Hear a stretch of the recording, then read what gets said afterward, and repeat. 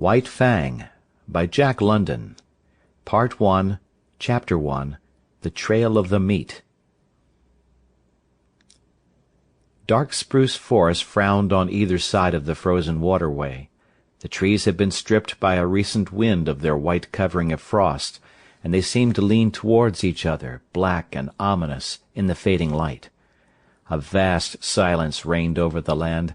The land itself was a desolation, lifeless, without movement, so lone and cold that the spirit of it was not even that of sadness. There was a hint in it of laughter, but of a laughter more terrible than any sadness, a laughter that was mirthless as the smile of the Sphinx, a laughter cold as the frost and partaking of the grimness of infallibility. It was the masterful and incommunicable wisdom of eternity laughing at the futility of life and the effort of life.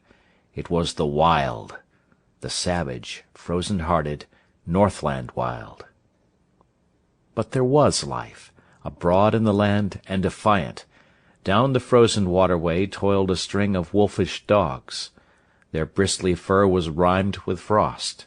Their breath froze in the air as it left their mouths, spouting forth in spumes of vapor that settled upon the hair of their bodies and formed into crystals of frost. Leather harness was on the dogs, and leather traces attached them to a sled which dragged along behind. The sled was without runners.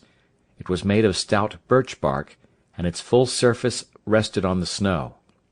The front end of the sled was turned up, like a scroll, in order to force down and under the bore of soft snow that surged like a wave before it. On the sled, securely lashed, was a long and narrow oblong box. There were other things on the sled, blankets, an axe, and a coffee-pot and frying-pan, but prominent, occupying most of the space, was the long and narrow oblong box. In advance of the dogs, on wide snowshoes, toiled a man. At the rear of the sled toiled a second man. On the sled, in the box, lay a third man whose toil was over, a man whom the wild had conquered and beaten down until he would never move nor struggle again. It is not the way of the wild to like movement. Life is an offence to it, for life is movement, and the wild aims always to destroy movement. It freezes the water to prevent it running to the sea. It drives the sap out of the trees till they are frozen to their mighty hearts. And most ferociously and terribly of all does the wild harry and crush into submission man who is the most restless of life, ever in revolt against the dictum that all movement must in the end come to the cessation of movement. But at front and rear, unawed and indomitable, toiled the two men who were not yet dead. Their bodies were covered with fur and soft-tanned leather. Eyelashes and cheeks and lips were so coated with the crystals from their frozen breath that their faces were not discernible. This gave them the seeming of ghostly masks, undertakers in a spectral world at the funeral of some ghost.